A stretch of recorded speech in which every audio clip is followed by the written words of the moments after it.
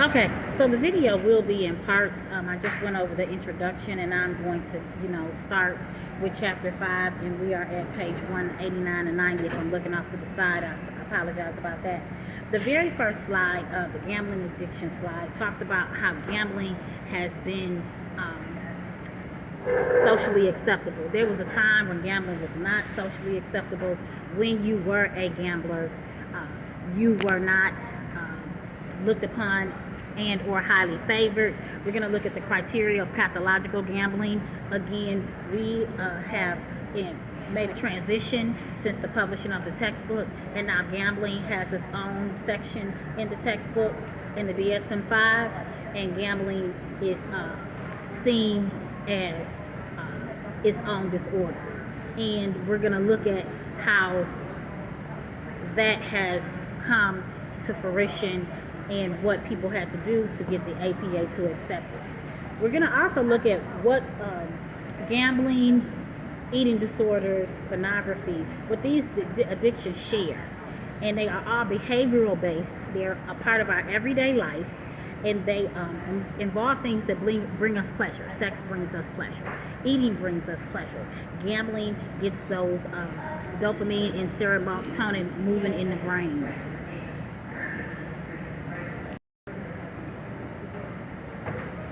Okay, picking back up.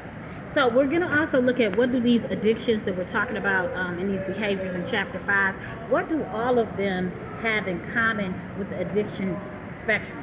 What meaning that, how do they correlate to substance dependence? And how do they become obsessive or compulsive? And how do they get to a place where they go from pleasure to altered states of mind and altered states of mood in the body, and they are acting in the brain? As we talk about the hippocampus, talk about the amygdala a lot in the limbic system, they're altering that as if the person was using a drug. We are going to look at how low levels of dopamine receptors in the brain, and I'm on page 192, have caused a high degree of stress due to a genetic susceptibility, which may explain why some people can't drink or use drugs without getting addicted. What do we mean by that? We mean that drugs, again, I consistently say this, the molecular structure of the drugs have become so synthetic that they mimic the molecular structure of what the brain is looking for to increase dopamine on its own. Now, how does that correlate from when we talked in chapter 3 to what we're talking about now? Well, we're talking about behavioral addictions. So those behavioral addictions are acting to the brain and sending messages to those neurotransmitters and those dendrites and that limbic system and that frontal lobe as though it is a drug. So people are responding, and the brain is responding as though it's in an altered state. And I don't think we look at these behavioral problems or behaviors as addiction. So our challenge tonight is going to be to get you to shift to understand when it leaves pleasure, when does that happen, and when does it become problematic and the person is at risk of addiction. In the textbook, the author is talking about Volkow and how Volkow asserts that everyone has the potential to be addicted to something, that all addictions, whether drugs, alcohol, tobacco, sex, or gambling, or even food, are more likely than was previously thought of to be addictive. That's at the top of page 192. And we have to make a cognitive shift. So it is our role for helping professionals, and as helping professionals, to be able to look at these behavioral addictions the same way we look at addictions that are drug-induced, okay? We have a lot of evidence that we have not had in the last 4 years. We have a lot of robust research that can better explain how these pleasurable behaviors become addictions. We have to look at that as we progress. On the slide, the first slide, gambling has become socially acceptable.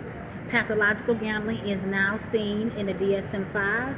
It has transitioned from the DSM-5 from pathological gambling to its own section. It is currently a gambling diagnosis for a gambling disorder. in the DSM-5. When it was considered on your slide as pathological gambling, it was considered a preoccupation with gambling. Whether the person was a chance gambler or an action gambler, we're going to get into that a little later with the videos you see. Whether they were any of those, you will still see how the pathological piece of gambling has become a disorder.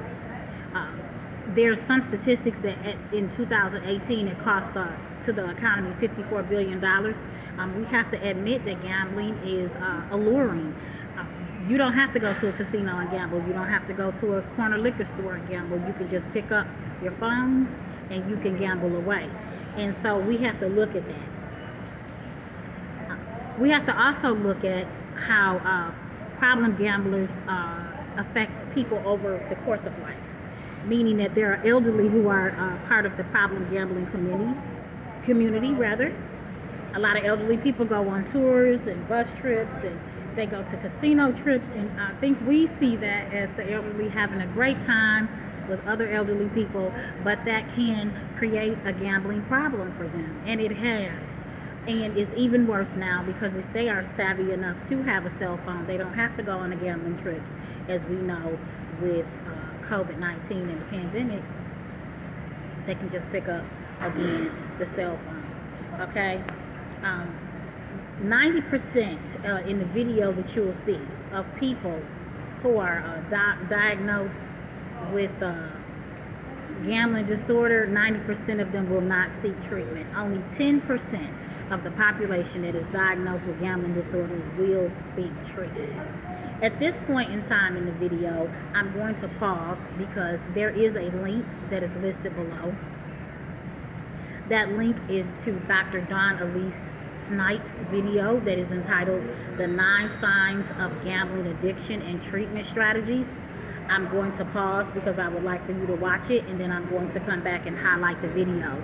I'm bringing out some highlights to the video. She does a good job with the construct of the 9 signs of being a gambler, and this research just came out about a month ago, and I think it's very good for you to watch that. It is going to be in the content area. It's going to be listed under the 9 signs of gambling addiction, and then the link will also be listed below where you can click that and you can watch that, and then I'm going to come back on and then I'll highlight some things from the video.